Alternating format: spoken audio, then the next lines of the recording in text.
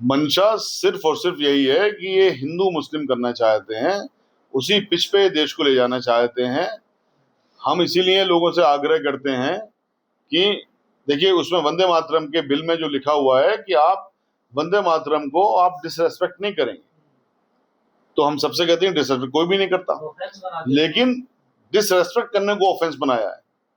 इसको जरा गौर करने की बात है। लेकिन वंदे मातरम गाने के लिए कोई बाध्य नहीं कर सकता है इस बिल के बावजूद भी। जो बिल मैंने पढ़ा, जो मेरी अंडरस्टैंडिंग है, उसके मुताबिक जो उसकी बेइज्जती करता है उसके लिए सजा का प्रावधान किया गया, जैसे जनगण मन के लिए। जनगण मन के लिए क्या हम किसी को बाध्य कर सकते हैं कहीं भी गाने के लिए? उसके लिए बाकायदा प्रोटोकॉल्स हैं, सब चीजें हैं। लेकिन यहाँ पर ऐसे वक्त में इस बिल को लाने के पीछे जो रीजन है वो ये है कि इनकी तमाम कवायद सारी की सारी खत्म हो गई। जैन जी के आंदोलन ने, जनता मंदिर का आंदोलन ने इनकी हिंदू मुस्लिम की राजनीति को ध्वस्त कर दिया, खत्म कर दिया।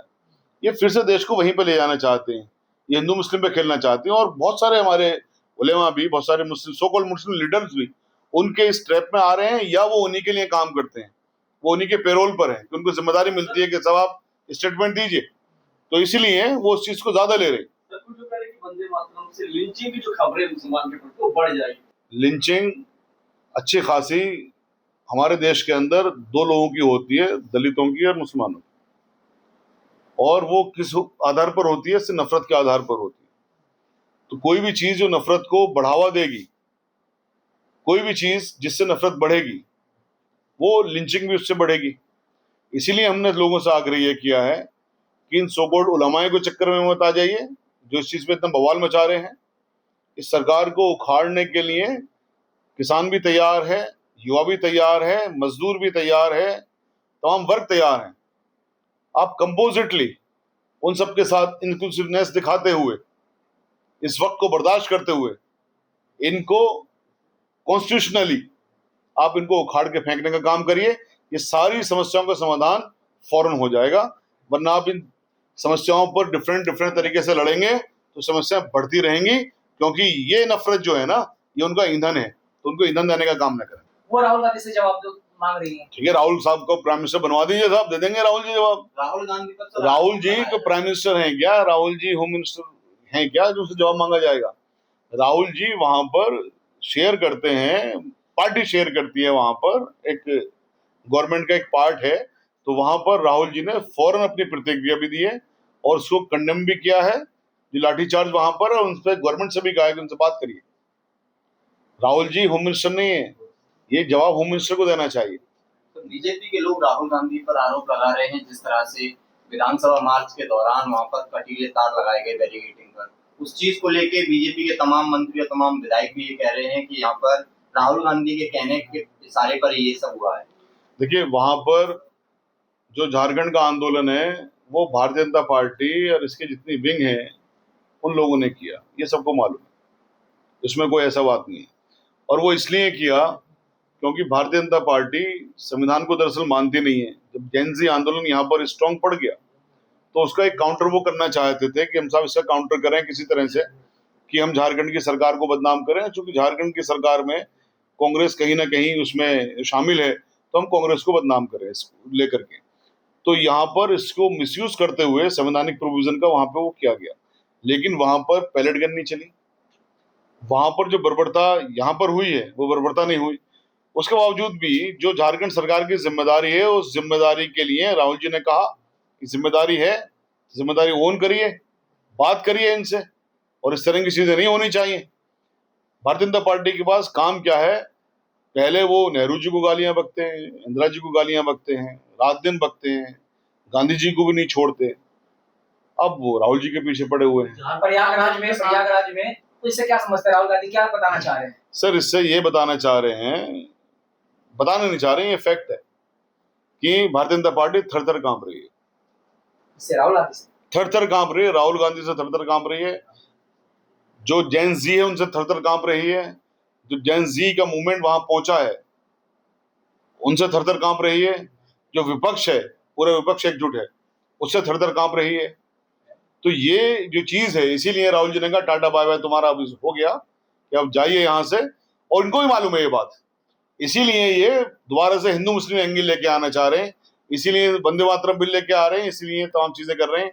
बात नहीं करेंगे एथनॉल पे, बताइए एथनॉल पे कौन सी बात कर रहे हैं? अभी झारखंड के अंदर इन्होंने एक प्रोजेक्टेड आंदोलन करवाया, वहां पर अपने तमाम मीडिया भेज दी। जब इनसे पूछा जाता है कि भाई एथनॉल पे क्यों नहीं बात करते, तो बात नहीं करेंगे। अमित शाह साहब जवाब नहीं देते, जेएनजी पे बात नहीं करेंगे, एजुकेशन रिफॉर्म पे बात नहीं करेंगे, किसी भी बात करने को तैयार नहीं है। सिर्फ और सिर्फ संविधान को कमजोर करने के लिए जो भी कुछ हो सकता है ये करते हैं। तो क्या झारखंड में जो आंदोलन है सर, आप उसके साथ में हैं, विरोध में हैं? सर हम छात्रों के साथ में हैं, पूरे देश के छात्रों के साथ में हैं। एजुकेशन सिस्टम का स्ट्रांग होना, पारदर्शी होना जरूरी है। और जो झारखंड में जो परीक्षा लीक हुई है उसका भी जो लिंक आ रहा है ना, अभी आपके सामने आ जाएगा, वो भी दिल्ली की एजेंसी है, वो भी कहीं ना कहीं भारतीय जनता पार्टी से मिली होगी। उसका भी अभी इन्वेस्टिगेशन चल रही है, तमाम चीजें सामने आ जाएंगी कि वो आंदोलन किसका करवाया हुआ, किसने करवाया हुआ, परीक्षा लीक किसने करवाई। सर प्रयागराज में राहुल गांधी ने आरएसएस और अडानी का सबसे ज्यादा बोला था। देखिए ये बात तो सही है, आरएसएस के अंडर में आप किसी भी यूनिवर्सिटी में जाइए, आरएसएस ने अपने लोग अपॉइंट कर रखे हैं, उनकी बिना मर्जी के कोई अपॉइंटमेंट नहीं होते। जितने भी संस्थान है अनऑफिशियली करके सब में अपॉइंट कर रखे हैं। आप किसी संस्थान में बात करिए, आप फला गुरु जी से मिलिए, फला गुरु जी के पास जिम्मेदारी है उसकी, तो गुरु जी ओके करेंगे तब होगा। तो पूरा सिस्टम इस वक्त आरएसएस के पास है, इसमें कोई शक की बात नहीं है। और आरएसएस तो खुद कहती है हम चला रहे हैं सरकार, कितने बार उनके स्टेटमेंट आते हैं जिसका मतलब ये निकलता है कि वो सरकार चला रहे हैं। फिर आरएसएस को जो सिक्योरिटी सिस्टम मिला हुआ है वो प्राइम मिनिस्टर साहब के तकरीबन बराबर का मिला हुआ है। तो ये जो चीज है, देश में सरकार भारतीय जनता पार्टी नहीं चला रही है, देश में सरकार आरएसएस चला रही है। ये बात सही है, राहुल जी ये बात सही कहते हैं और तमाम लोगों को मालूम है ये बात, इसमें किसी सबूत की जरूरत भी नहीं है। सर विदेश में जिस तरह से आरएसएस पे बैन की बात हो रही है, तो क्या भारत में भी कुछ? सर विदेश में जो भी कुछ बात हो रही है वो अलग टॉपिक है। क्या देश के अंदर आरएसएस बैन नहीं हुई? अब से पहले कर्नाटका के होम मिनिस्टर साहब ने तो सिर्फ इतनी सी बात की, रजिस्ट्रेशन करवा लीजिए। वो तो रजिस्ट्रेशन से दूर भाग रहे हैं। कहाँ से आपका पैसा आता है, कहाँ पर आपका पैसा जाता है? आपको याद होगा जब बॉम्बे में जो एक इंसिडेंट हुआ था, हमारे देश के ऊपर जो हमला था 7/11 वाला, जिसमें हेमंत करकरे साहब की शहादत हुई थी, ठीक है, तो उसमें अच्छी खासी न्यूज़ ये आई थी कि साहब वहाँ पर फंडिंग जो हुई है कहीं ना कहीं इस तरह की संस्थान, इस तरह के संगठनों से हुई है जिनका सीधा लिंक जाता है आरएसएस के साथ में। बहुत सारी चीज़ें ऐसी हैं। तो वहाँ पर ये जो फंड कहाँ से आता है, फंड कहाँ जाता है, रजिस्ट्रेशन करवाया नहीं है आज तक। इतना बड़ा फंड वो इस्तेमाल करते हैं, इतनी सारी सुविधाएं वो इस्तेमाल कर रहे हैं, तो उसके बाद में फिर रजिस्ट्रेशन क्यों नहीं? इतनी सी तो बात है, रजिस्ट्रेशन करवाइए। बैन की बात तो बाद में देखी जाएगी ना। सबसे पहले फंड का तो कम से कम इनका क्लियर हो जाए, और फंड कब क्लियर होगा? रजिस्ट्रेशन होगा। तो रजिस्ट्रेशन करवाने को तैयार नहीं है। एक तरफ आरएसएस का सवाल उठाना, दूसरी तरफ मोहन भागवत का छात्रों के साथ संवाद करना, जो देखोगे कुछ दिन पहले, तो क्या किसी डर का प्रतीक है? देखिए इन लोगों ने ये समझ लिया है, और ये हकीकत बात है कि छात्र ना हिंदू मुस्लिम को नहीं मानते। छात्र जातियों में नहीं बटे हुए। जिस जंतर मंतर में साबित कर दे तमाम जातियां थी वहां पर, वहां पंडित भी थे, वहां पर जिन लोगों को हम आज की डेट में हमारा समाज हिकारत की नजर से देखता है वो भी थे, ठीक है। वहां पर मैं सबके लिए कह रहा हूँ, मुसलमानों के लिए भी कह रहा हूँ और अपने दलित भाइयों के लिए भी कह रहा हूँ, सब लोग थे वहां पर। तो इन लोगों को इनकी सत्ता इनकी हिलती हुई नजर आ रही है, क्योंकि इनके पास दो चीजें थी, एक तो जाति आधारित राजनीति, एक धर्म आधारित राजनीति। ये दोनों इनकी ध्वस्त हो गई। इनको इनका किला ध्वस्त होते हुए नजर आया। जो राहुल जी कहते हैं ना इनका गुब्बारा फूट गया, बेसिकली ये गुब्बारा दो चीजों पर आधारित था, धर्म निर्धारित राजनीति और जाति निर्धारित राजनीति। ये दोनों की दोनों इनकी ध्वस्त हो चुकी है, इसलिए डरे हुए हैं सारे के सारे। वो अपने स्टूडेंट को लेके आते हैं वहां पर, सब कुछ करते हैं, एक कोशिश करते हैं दिखाने के लिए कि साहब we are open to students. आप करिए ना स्टूडेंट के लिए काम, आप करिए, अच्छे एजुकेशन सिस्टम संभालिए। आप देश के अंदर धर्म की राजनीति खत्म करिए, जाति की राजनीति खत्म करिए, चलाइए सत्ता। किसने मना किया है? कॉन्स्टिट्यूशन के मुताबिक।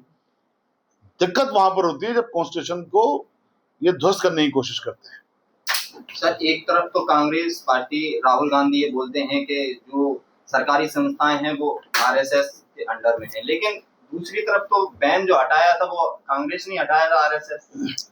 देखिए बैन लगाया था, किसने लगाया था? कांग्रेस ने लगाया था।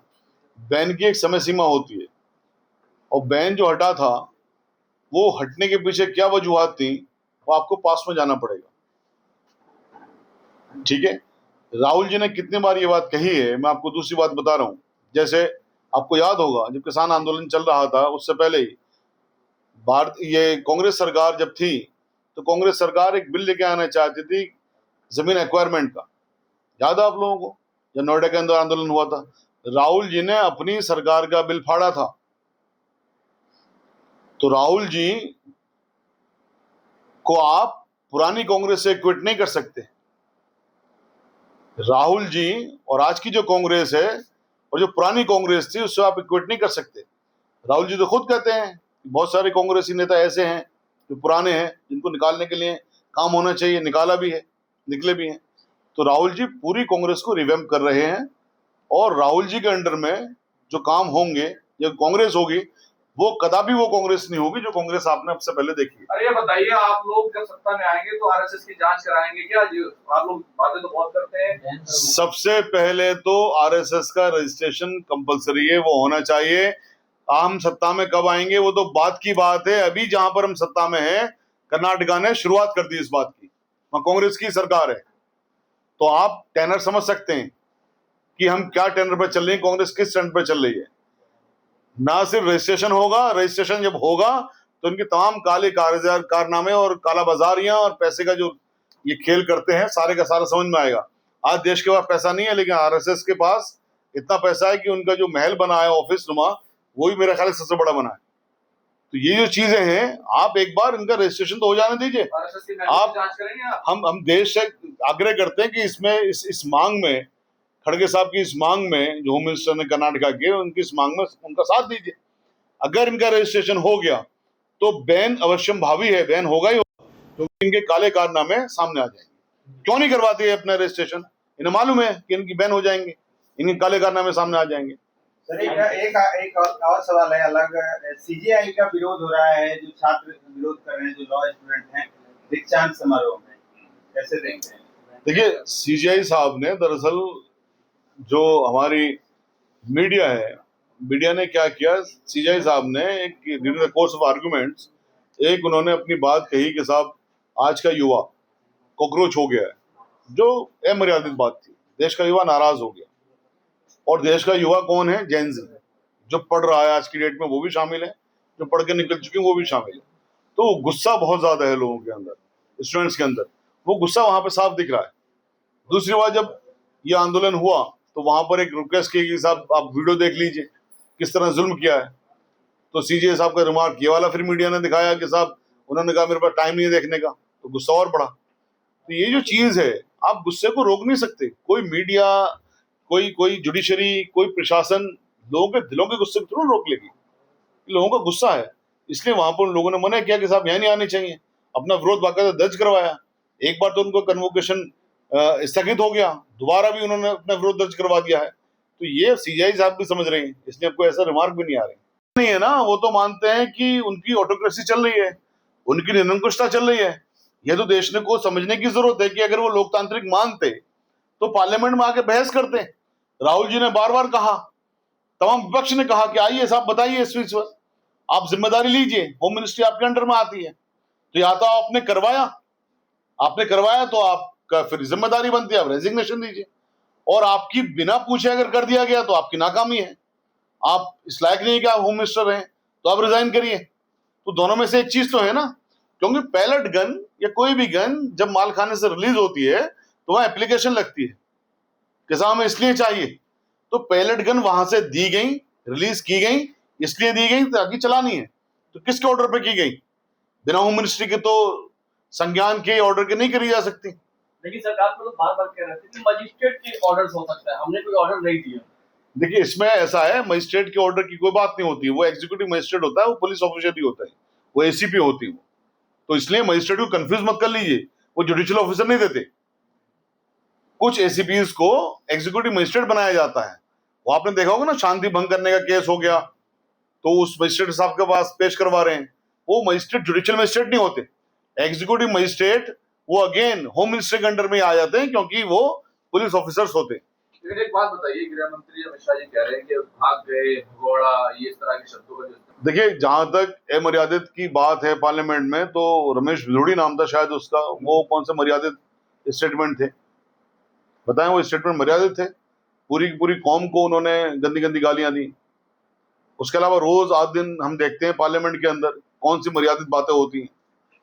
पार्लियामेंट ने जो वहां पर लॉ बनाए कि साहब ये मर्यादित रहेंगे, ये अमर्यादित चीजें रहेंगी, पार्लियामेंट को क्यों बनाने पड़े? इसलिए कि वहां पे अमर्यादित हो रहे थे।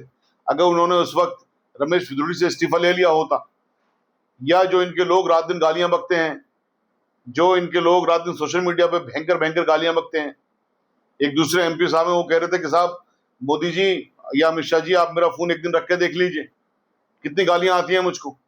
तो जब ये अपने लोगों को नहीं संभालेंगे, और उसके बाद में जब उसी लैंग्वेज को, चूंकि जब आप जिस लैंग्वेज को बोलते हो तो दूसरे के ऊपर भी असर जाता है। अरे कांग्रेस भगोड़ा भगोड़ा कह रही है। भगोड़े नहीं है तो और वो क्या है बताइए मुझे? क्यों नहीं आते पार्लियामेंट के अंदर? अगर वो भगोड़े नहीं है तो क्यों पार्लियामेंट के अंदर नहीं आते? आके बता दें, जवाब दे दें, इतनी सी तो बात है। कह रहे हैं ऑफिस में बड़े बैठता हूं, ऑफिस, पार्लियामेंट तो ऑफिस नहीं है ना। पार्लियामेंट जो सदन होता है जहां पर बहस होती है, तो आप ये कहना चाहते हैं कि अमित शाह साहब का जो ऑफिस है वही सदन है? ऐसा तो नहीं है ना। सदन के अंदर तमाम मेंबर ऑफ पार्लियामेंट बैठती है, पूरे देश के जितने भी मेंबर ऑफ पार्लियामेंट है। तो ऑफिस डिफरेंट है सदन से। पार्लियामेंट में तो कैंटीन भी है, हो सकता है अमित शाह साहब कैंटीन जाते हो खाना खाने के लिए, सस्ता खाना मिलता है, तो उसको आप कह देंगे साहब मैं तो कैंटीन में खाना खाने आया हूं, तो मैं तो पार्लियामेंट के अंदर आ गया। दुनिया जाती है वहां पर, जिनको भी परमिशन मिल जाती है, कोई भी जा सकता है, दर्शित दीर्घर तक कोई भी जा सकता है। अरे गृह मंत्री जी के 10 काम होते, आप कह रहे हैं भगोड़ा है, भाग गए, आ नहीं रहे। गृह मंत्री जी फिर अपने पद से रेजिग्नेशन दे दें, मत आए पार्लियामेंट। किसने कहा पार्लियामेंट आए? एमपी की सदस्यता से भी रेजिग्नेशन दे दें, कौन बुलाता है उनको फिर सदन के अंदर? लेकिन जिसके पास भी जिम्मेदारी है, देश के लोगों ने जिम्मेदारी दी है, होम मिनिस्टर साहब को जो जिम्मेदारी मिली है वो डायरेक्टली इनडायरेक्टली देश के द्वारा ही दी गई है। चाहे भारतीय जनता पार्टी ने इलेक्शन चुरा के जीता हो या बेवकूफ बना के जीता हो, लेकिन कॉन्स्टिट्यूशनली तो उसको यही पड़ेंगे, देश ने जिम्मेदारी दी है। तो जो जिम्मेदारी दी है उसके साथ में जो ड्यूटीज हैं, जिम्मेदारी के खाली फायदे नहीं होते, प्रिविलेज नहीं होती, उसकी ड्यूटीज भी होती हैं। और ड्यूटीज उसकी ये है कि आप सदन में जाइए, सदन में बताइए देश को, देश पूछ रहा है, आपका फर्ज है देश को। आप लोग हंगामा कर रहे, जवाब दो, भगोड़ा है, भाग गया, ऐसी बातें। तो जवाब नहीं देंगे तो किससे जवाब मांगे? मोदी जी जवाब देते हैं, रेजिग्नेशन देते हैं, जवाब देते हैं। दो ही तो लोग हैं ना, प्राइम मिनिस्टर साहब हैं मोदी जी, या आपके अमित शाह साहब हैं।